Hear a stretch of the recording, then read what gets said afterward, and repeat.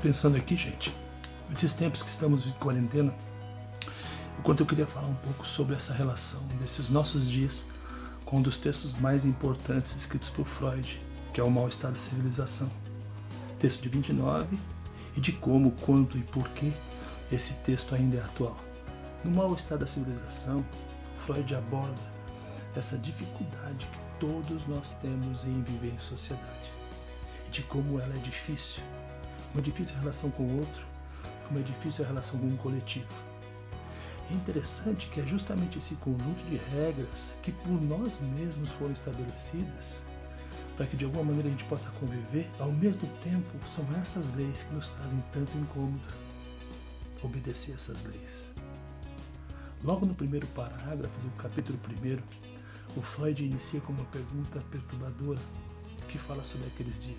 Ele indaga até quando os homens continuarão gastando suas energias com tantas futilidades, juntando riquezas e tesouros e deixando de investir suas existências com os verdadeiros valores que fazem a vida valer a pena. Ele acusa aquela sociedade de leviandade. Eu acho que isso tem a ver com a gente também. Fala muito sobre nós e sobre o nosso tempo.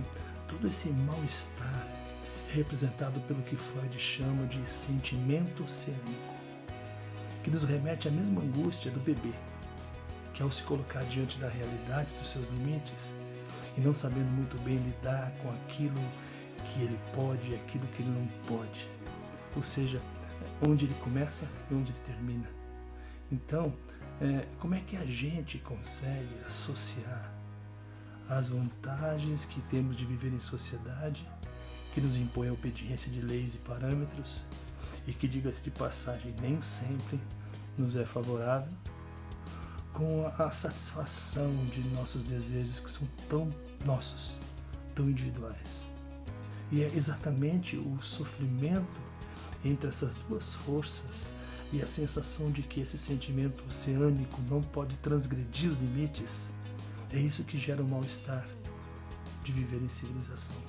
Aquilo que seria remédio para uma vida moderna, então, se tornou veneno para os nossos impulsos mais primitivos. Nos sentimos igualzinho ao bebê, que não se vê satisfeito pela realidade daquilo que está fora dele e se angustia por aquilo que lhe é proibido. É nossa dificuldade em lidar com o que não depende só da gente mesmo que estamos falando. Aconteceu que um dia, no passado, a gente abriu mão da nossa liberdade para conseguirmos viver em sociedade cultural, mas ainda não sabemos muito como lidar bem com isso. Isso é sempre um preço alto para se pagar, conviver. O Freud menciona as paixões ou patos ou sofrer como sendo essa tentativa de transgredir essas fronteiras, tentativa primitiva. Perceba que quando alguém está apaixonado ou quando alguém age por paixão, movido pela paixão amorosa, religiosa ou política, essa pessoa se torna incapaz de ser completamente racional. Ela não pensa muito bem. Para o bebê, esse mundo novo de regras pré-estabelecidas é sempre um mundo ameaçador, um mundo frustrante. Simplesmente porque o mundo proíbe ele de satisfazer os seus próprios impulsos. Significa dessa maneira que essa experiência da civilização é também um constante estado de prazer e desprazer. E se pensarmos em nossos dias de confinamento, estamos experimentando exatamente isso, o prazer e o desprazer.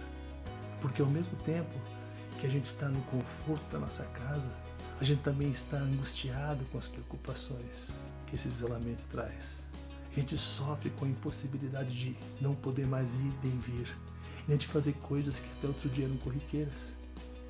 A gente está sentindo, de fato, a repressão desse sentimento oceânico.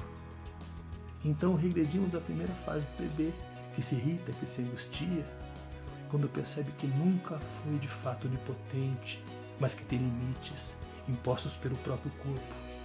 Mas agora, quando adultos, esses limites são impostos por um outro corpo, um corpo coletivo, que é a própria sociedade. Então, quem sabe é exatamente esse tal sentimento oceânico que tem, de algum modo, nos trazido certo mal-estar. o antagonismo entre obedecer o senso comum que diz para que fiquemos em casa, em contraste com os desejos de liberdade que nos são tão importantes.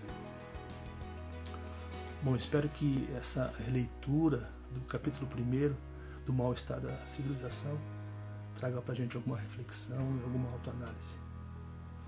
E até a próxima. Abraço.